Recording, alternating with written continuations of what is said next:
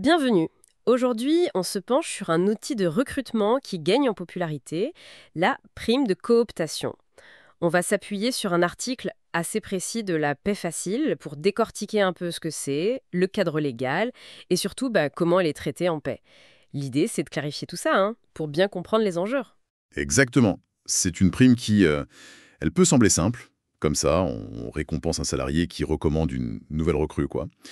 Mais en fait, ses implications pratiques, notamment financières et puis juridiques, sont vraiment cruciales à maîtriser. Et ça, pour l'employeur comme pour le salarié. Alors, commençons par le début. C'est quoi exactement cette prime de cooptation? On entend aussi parfois prime de recommandation, c'est ça? C'est ça. En gros, c'est une récompense. Souvent, c'est une somme d'argent, mais bon, ça peut aussi être des avantages, type chèque cadeau par exemple. Elle est versée à un employé si la personne qui l'a recommandé est vraiment embauchée à la fin. Et, point important pour la suite, d'un point de vue de la paye, elle est vue comme un complément de rémunération. D'accord. Et justement, ce complément, sur le plan légal, comment ça s'inscrit? C'est une obligation pour les entreprises? Alors là, c'est intéressant. Le Code du travail, lui, il n'impose rien du tout là-dessus. C'est une démarche qui est purement volontaire de la part de l'employeur. C'est lui qui fixe librement le montant, les conditions pour y avoir droit, le processus à suivre. Ah d'accord, donc une grande liberté au départ. Mais est-ce que ça reste toujours aussi flexible une fois que c'est mis en place? Eh bien non, et c'est là qu'il faut faire attention.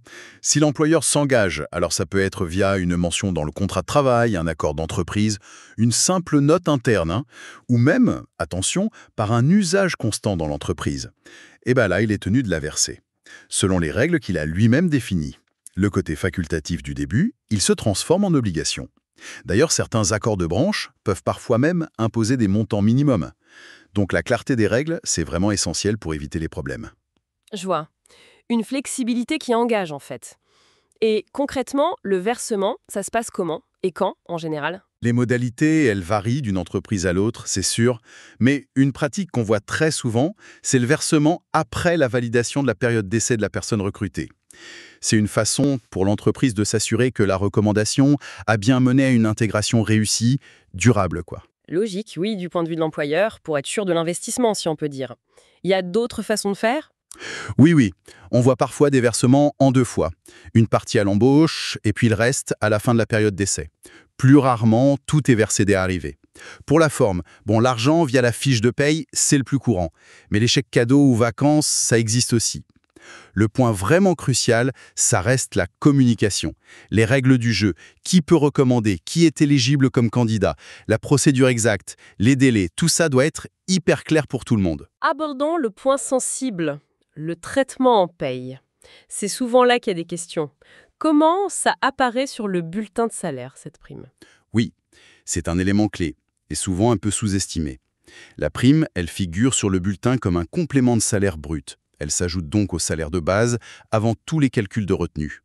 Et, point vraiment essentiel, elle est soumise à toutes les cotisations sociales. Salarial. Et patronales aussi, j'imagine. Et patronal aussi, exactement. Il n'y a aucun régime de faveur, pas d'exonération spécifique pour cette prime. Ben oui, d'accord. Donc, le montant qui est annoncé fièrement par l'entreprise, ce n'est pas du tout celui qui arrive net dans la poche du salarié. Précisément, c'est l'erreur classique. Le montant communiqué, c'est quasi toujours un montant brut. Donc il faut d'abord enlever les cotisations salariales, on est autour de 22% en moyenne, ça dépend un peu, et ce n'est pas fini. La somme qui reste, elle est ensuite imposable à l'impôt sur le revenu. Le mieux, c'est vraiment d'être transparent et d'annoncer un montant brut en le spécifiant clairement pour éviter les déceptions. Oui, c'est plus clair. L'exemple chiffré de l'article source est assez parlant pour illustrer ça. Si on prend une prime brute de 1 000 euros, Tout à fait. Avec ces 1000 euros bruts, on enlève environ 22% de cotisation salariale, il reste donc 780 euros. C'est le brut imposable. Ensuite, on applique le prélèvement à la source de l'impôt. L'exemple prenait un taux de 3,85%, bon ça varie pour chacun, mais ça donnait environ 750 euros net. Donc on est déjà 25% en dessous du chiffre de départ annoncé. À la charge de l'employeur.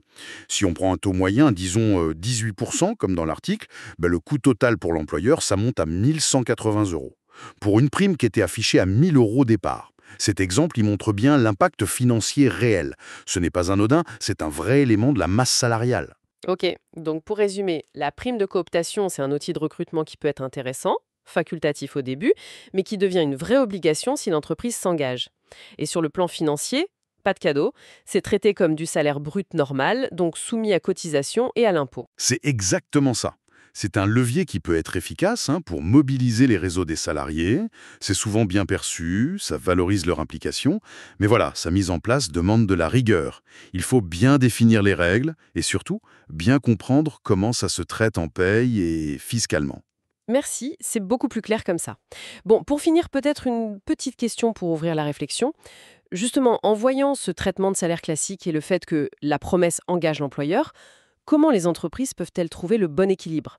L'équilibre pour que cette prime reste attractive, efficace pour recruter, sans pour autant devenir une galère administrative ou un coût qui serait disproportionné par rapport à d'autres moyens de recrutement comme les cabinets ou les annonces par exemple.